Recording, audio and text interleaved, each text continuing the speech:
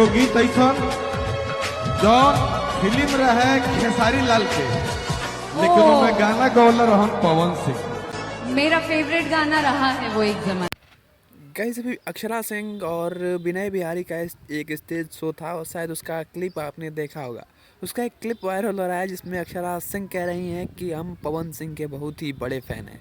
अगर आपने वो क्लिप अभी तक नहीं देखा है तो बने रहे इस वीडियो में अंत तक। हम इस वीडियो में इसी के बारे में बात करेंगे कि कैसे अक्षरा सिंह आज भी पवन सिंह के गाने सुनती हैं और आज भी उनको पवन सिंह के गाने सुनना पसंद है।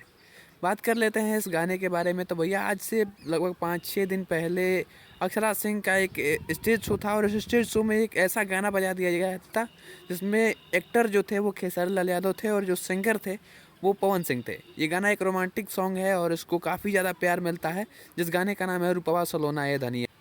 ये गाना आज से लगभग 12-13 साल पहले का है और इस गाने को टी सीरीज से रिलीज़ किया गया है। ये तब का गाना है जबकि खेसारी लाल यादव भोजपुरी इंडस्ट्री में पहली बार आए थे, अपने एल्बम अपने कैसेट्स रिलीज कर रहे थे और तब पवन सिंह अपने गाने को देख के खेसारी लाल यादव को स्टार बना दिए। और जब खेसारी लाल यादव स्टार बन गए तो आज पवन सिंह को ही टारगेट करते हैं और बताते हैं कि हम पवन सिंह से बड़े हैं।